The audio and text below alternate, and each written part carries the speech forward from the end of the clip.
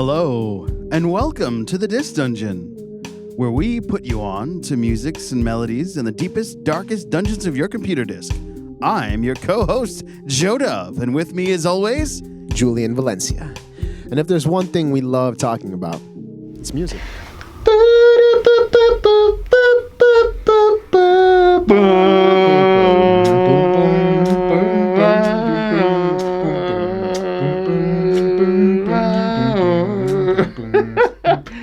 We did our own theme. That was our rendition of our theme song. Yeah.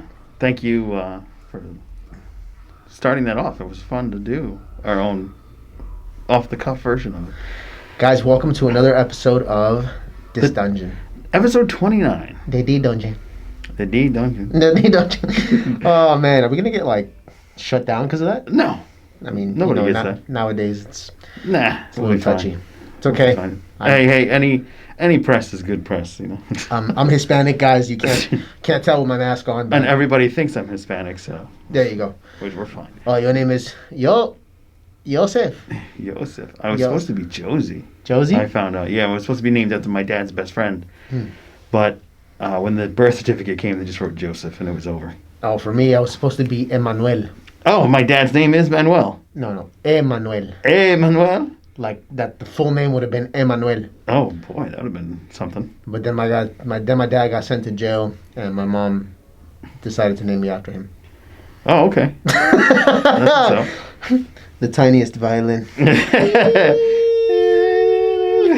Guys, welcome to episode 29, Arrival and Departure. So we have a very interesting episode with another reflection or polar opposites that come together and make a beautiful equation of music bliss. And this week, I put you on to one of my favorite bands, and this band will be mentioned again in the Music Saved My Life section, and that is Faithless, To All New Arrivals.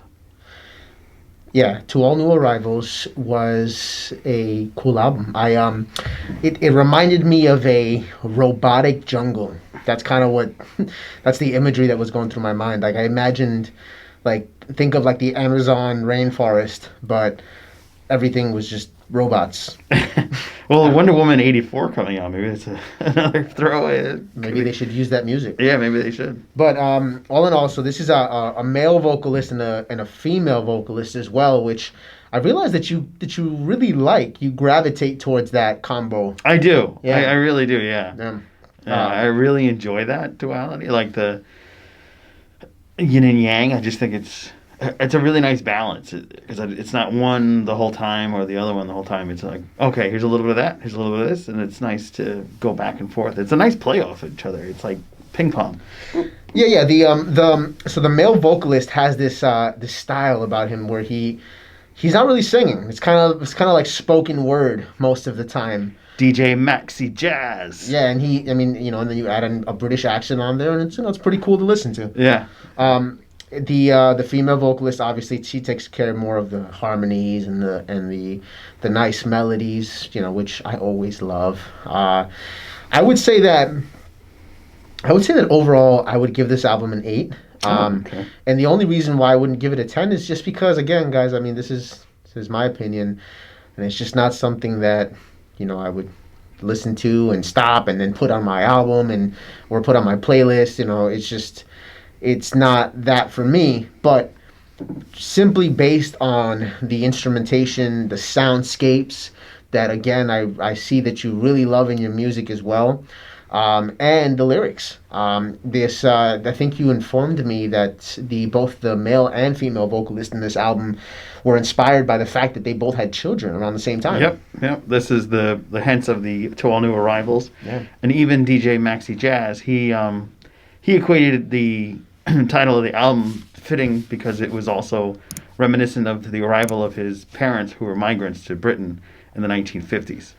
Got it. So I absolutely love this album. It's by far one of my favorites. No Roots is the album that I put you on to when we first started, and we are our first year in the Disc Dungeon. We started a year ago? We started a year ago. Wow. Yeah, 29 episodes in 1 year. Guys, if you've been following, we've been MIA for a bit. Yep. with with good news. You know what I mean? I think obviously what's going on, the pandemic and Corona has obviously a lot of people are just not having a good time, but we've come bearing good news. So our time away has been well spent. Yes. Yeah. So back to the album. I give it an 8. I enjoyed it as well. It definitely, most of all, it transports me somewhere. You know what I mean? The soundscapes, the instrumentation, and most of all, the lyrics. What they're talking about, what the substance is not. This isn't just mindless music, and that's always great it's always great to hear. This album was released in 2007. Yeah, happier right? times. Yeah. Yeah. So I was a kid, 17 years old back then. I was already in the workforce. Yeah, you were like 45, right? Oh no, jeez. Damn. Oh my God, I was changing your diaper, youngin. But yeah, I put you on to Gorillaz. Demon Days. Demon Days. Yes. I would think. I love that album. I know some of the big singles off of that album, and that's all I've known from that album. It was nice to hear the whole thing and really dive into it. They're very psychedelic, which reminds me of the B-52s, but no negative connotation like how you absorbed the B-52s, which is from our last video. Yeah.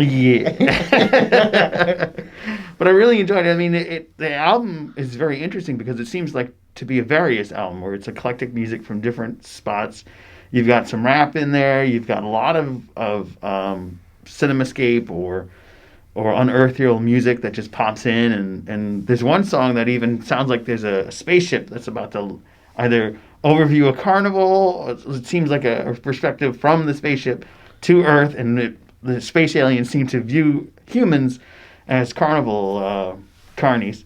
Well, it's interesting you say that, though, because the inspiration behind this album is the demon in all of us, and how humans have this innate capability to destroy themselves. So yes, so it is very much, I'm glad that translated, because this album very much is kind of like an outer body experience looking at the chaos that's ensuing. Yeah, and that's so fitting with this album, because it's just a lot of it is chaos, because you get your heavy rock ballads, and then it dives into trip hop, and you're like, wait a minute, what just happened? And then it wraps up with like a 60s like sitcom theme, and then a 60s beach theme. Like, I was waiting for Annette Funicello to pop out and be like, do the ska. And I was like, what is going on here? But I really enjoyed it. I definitely give this album an 8. It would have scored higher if it was more consistent. I do like the various aspects of it, but I sometimes do like organization. Yeah. It was very. It's like all over the place. Very loose concept. Yeah. And they actually they like, it's critics state that, like, this is one of their comments. I mean, that doesn't necessarily mean bad or good. Obviously, it's all about your opinion, but it's not an album that's tied in. Every song makes sense. They reprise, they foreshadow. No. I mean, it's kind of just chaotic. Yeah, it's all over the place. But I do love that song, All Alone. I just felt like it took me somewhere, and it was the standout song of the album, as well as. What are you looking at? I'm looking at. Sorry, I just had this shout him out. Hey, listen, man. You don't even have that. I was gonna say, because we usually have a big monitor that like we put our notes up, and I was gonna say, well, you got the big notes in your computer, but we don't. So it's all in his head. It's all in his head. I've got a lot in my mind. I got to put it all together, and so I put notes. But yeah, there was one song that Feel Good Inc. Yeah, Feel Good Inc. That's like the big one of the big hits that they've had in their that song was definitely a standout. I think the most standout, but second would be All Alone, because those two were just, there was a nice little bookend, but it was like right in the middle of the album. So I was like, okay. So actually, it's ironic, because when it was playing that song finished, I was like, oh, okay, I guess that's the end of the album. And then it was like, no, there's about 20 more songs. And I was like, oh my God, where are they going with this album? Yeah, for me it would be Music Matters, definitely. This is where I suppose you're going to have to go to your notes. I suppose that I'm going to have to go back because there was There you go. one that was called "The Man in You." That's a dope song. I liked "The Man in You." I liked "Hope and Glory." Yeah, Hope and Glory is dope. And That's about DJ's Maxi Jazz's parents coming got it. to the United States. And music matters. And to segue into music saved my life section, you were telling me that music matters actually matters Yes. a lot to you. So that song has a very... So this album has a very interesting connotation. It has two big connections to my life. As you know, I've been in the fashion world for some time, but not on a runway or anything. I don't model. But I'm too sexy for my shirt. No. So being in the business, I've had a lot of mentors over time and a lot of people that I connected with. And a lot of the connection was through music. And this guy, his name's Ney. I think he moved back to Brazil, but he put me onto this album years ago. He gave me a best of. And none of these songs were on it, but I just loved what I heard, so I had to dive into it. And that was around 2007, actually, when the album came out. I had no idea. And then I heard spiders, crocodiles, and caterpillars. And that took me by surprise. I was like, this is such a bizarre song, but I really like it. And there's like... You know, as the album stated, this was built upon the arrival of the two children of the two main singers on the album, the arranger and the singer, Rolio and Sister Bliss. And, you know, I just had this connection with it, and then hearing the little voice at the end, oh, what is this? Oh, it's headphones. Oh, what are you doing? You put them on your ears, and you listen to your music. What is this? It's diaphragm. You're speaking to the diaphragm. You're speaking to the microphone. I'm speaking to the microphone. And beforehand, I thought that was super cute, and it really left an impression on me. That so much so that I actually, ironically, this is during the time of downloading music illegally. So I LimeWired the hell out of this album. I bought it recently because I support the band, but at that time I really didn't have the money to do it. And so I downloaded the whole album officially and got the album in its right play state, because me hearing it, I hope was the opening of this album. So I was like, oh, okay, there's a lot of deep inner meanings going on here. And I kind of understood the inclination of children arriving on the scene. And then skip forward to 2009, 2 years later, my uncle gives me the news that, he's going to have, well, not he, but his wife is going to have a kid. So I was like, oh, wow, that's great. And then I did the math, and I was like, oh, wow, that's the first kid in our family since me.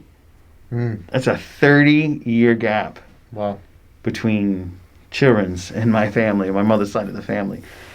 So it gave me hope that, the family would continue, because it was only my mom, my uncle, my aunt, and my grandmother had passed. So it was literally my mom, my uncle, my aunt, and myself. There's only 4 people left. So it was very disheartening. And one of the things I was doing in New Jersey is I heard there was some cousins of mine that lived out here, but I haven't been able to find them. So I really just knew my whole life the 4 of them, my grandmother being the 5th. And, unfortunately that she passed away, so it dwindled us down. But with the arrival of Michael, it was good news, good hope. And I also connected family friends, my grandmother's best friends, to my uncle, because I invited them to the baby shower of my cousin at the time, before he was born, Michael. And I went and did a music photo CD legally, because, it wasn't shown anywhere. And I had this playing, and I timed it so that there's a lyric sync that I did where my uncle's shocked to see my grandmother's best friends, because my grandmother never got to see his children. She only got to see, I was the only grandchild that my grandmother got to meet. So having that connection, that deep connection to such a historically long, they had been friends since 1940.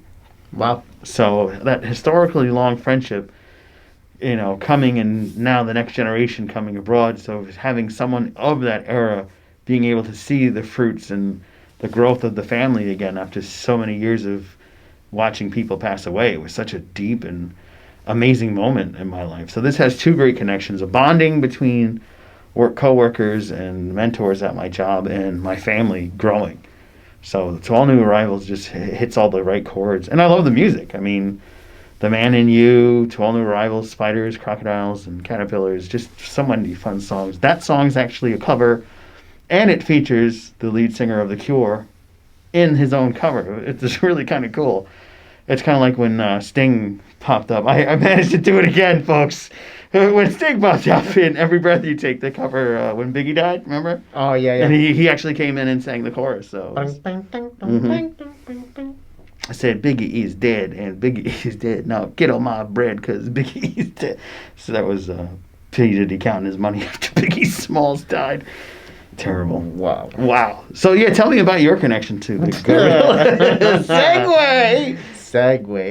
Well, the Gorillaz don't really have a connection like that as deep. For me, it was more so, this album came out in 2005.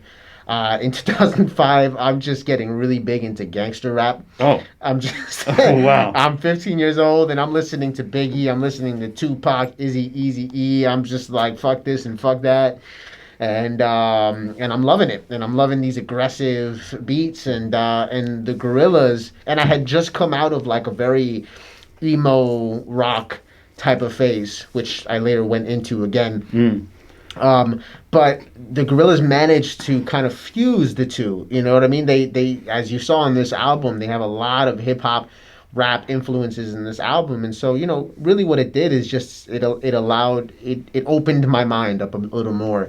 And also just the way that they approach their marketing and the way that they show themselves. You don't know who they are. You don't see their faces. Right, 'cause they're always a cartoon. Exactly. Right. And so that in itself just, it kind of, again, it just opened up my mind to the fact that, music isn't just about the actual music. It's also about the representation and in this case the visuals and really truly a band that allowed me to engage not just with the music, but with the visual aspect as well. And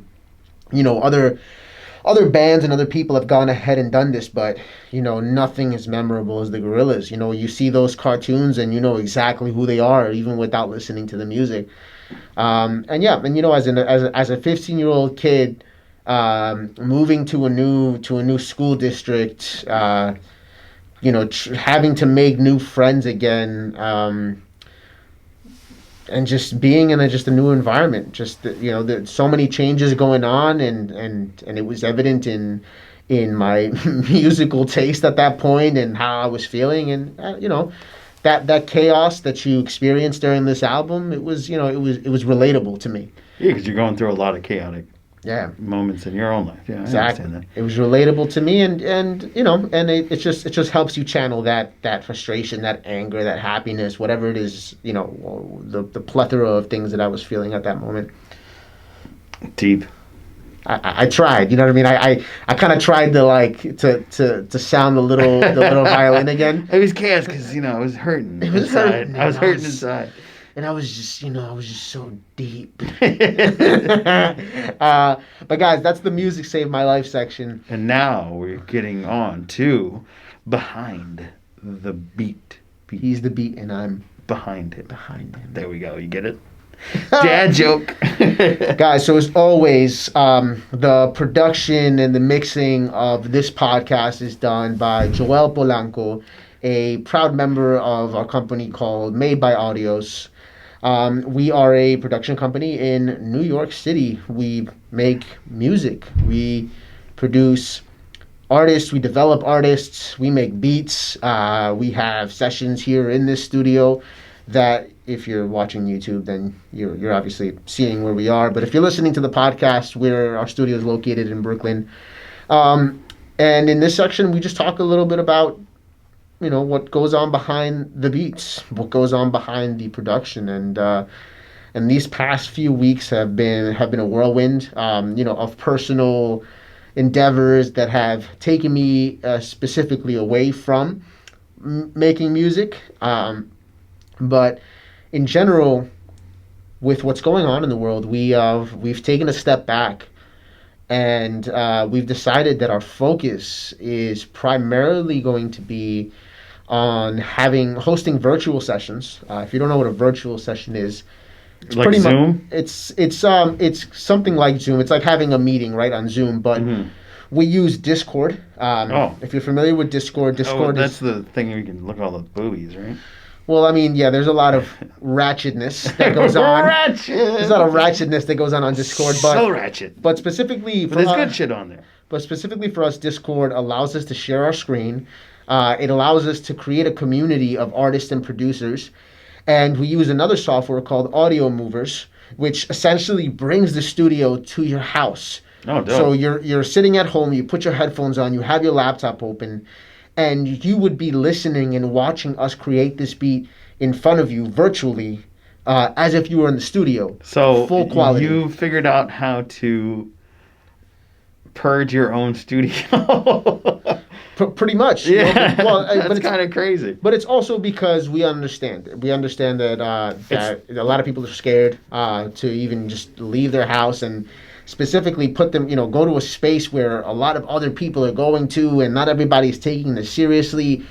So, like you said, we found a way where we can keep business going, where we can keep songwriting, we can keep creating music, and you can just be right at home. That's dope. So that's our virtual sessions, and tomorrow we will be dropping a bunch of beats, a bunch of instrumentals that you can go on BeatStars or on our website, madebyaudios.com, where you'll be able to listen, purchase, write a song to it, lease it. We got leasing, we have exclusive, and we'll be dropping beats regularly. So again, we're very much focusing our efforts on online presence right now, and as soon as things clear up, we'll be having more slots available for people to come into the physical studio. But for now, we just want to keep everybody safe. So yeah, I mean, the problem with Brooklyn is there are a lot of folks with a lot of issues when it comes to wearing a mask.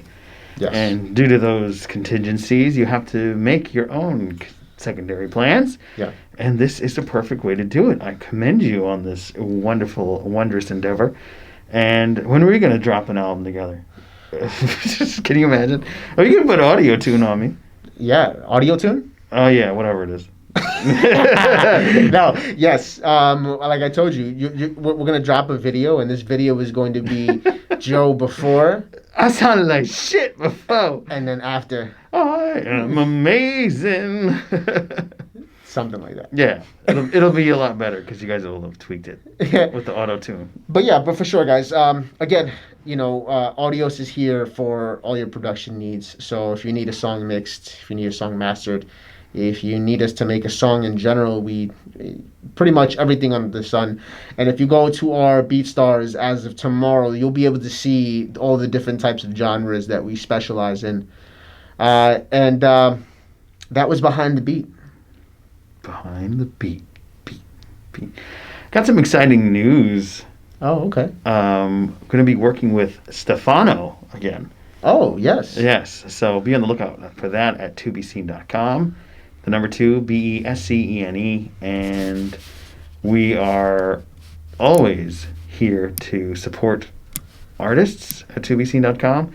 A lot of other fun videos will be coming out soon, as well as the return of 390 and the new morphed trailer chat, which was the original setup for this website where we talked about trailers of movies that were coming out. So now it's called Trailer Fix, because since nobody can get to the movies anymore and you want that fix, we're going to talk about trailers. The Trailer Fix is actually cool. Yeah. So I actually have that website launching soon, trailerfix.com. Oh, yeah, guys. And if you want more information on Disc Dungeon or just another place where to access our podcasts or our YouTube videos, madebyaudios.com has a page dedicated to Disc Dungeon. So this is great because we're spread very widely across the internets, because I also own TOOBESCEEN, which has Disc Dungeon and all the Made by Audio stuff. Oh man! So we're if you Google us, we're everywhere. We're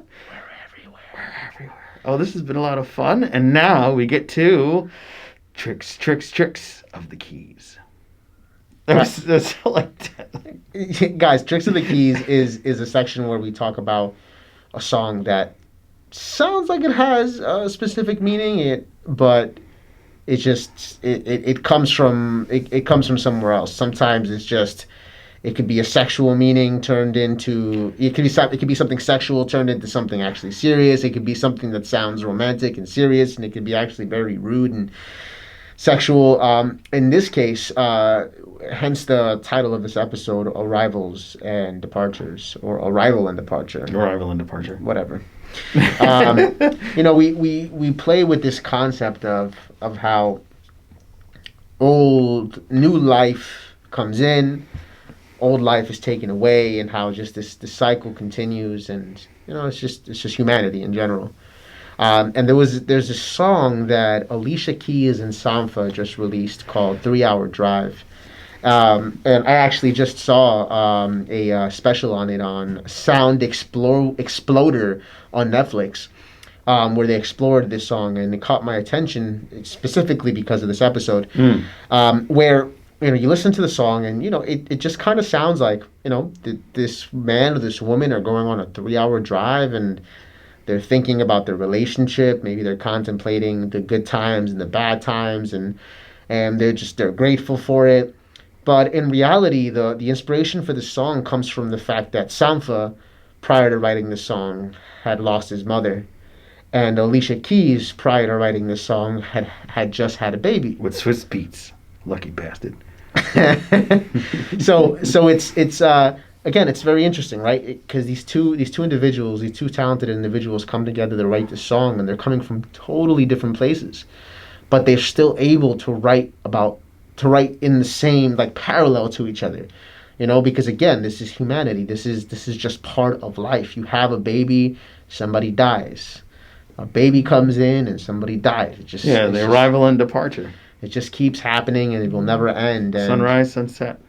Exactly. And it's this contrast that really makes, that we live through, and really makes us humans. Yeah, that was an excellent Tricks of the Keys. I listened to that song. I didn't know, first of all, it was Sampha. You put me on to Sampha earlier in the year, and I actually listen to him more frequently. Luckily, Spotify gives me a bunch of songs. Recommendations. Recommendation, this one. Oh, okay, very good. I like it. So it's been great, and this has been a great year. We're wrapping 2020 on a high note with arrivals, because we have arrived in the podcast world, hitting nearly 5,000 downloads. Wow! And only in 29 episodes, so that's pretty impressive, if you ask me. Yeah, guys. Thank you so much for everybody who's listened, who's commented, who supported us. Again, you can find us on Instagram at This Dungeon Podcast. Or is it just This Dungeon? Just Dungeon. Damn, man, I don't even know my own Instagram. You got to get on the gram.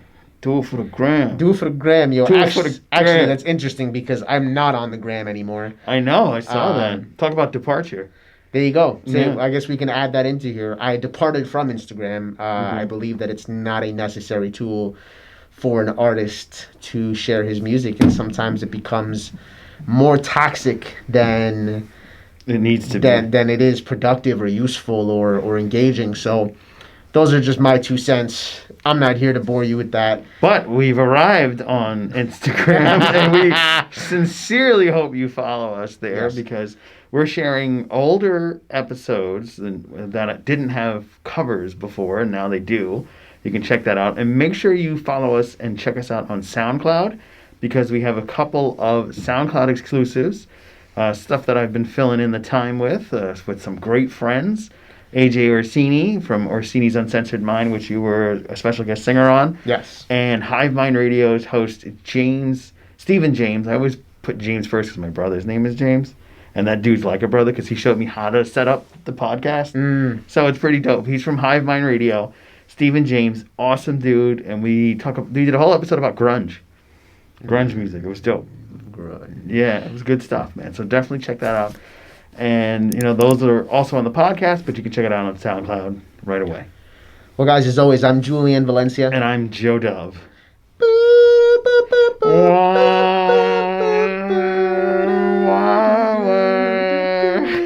Joel's going to hate us. Right? He's going to hate us, and Kate's going to hate us. She's like, what the fuck are you doing to my song? Peace, guys. See you.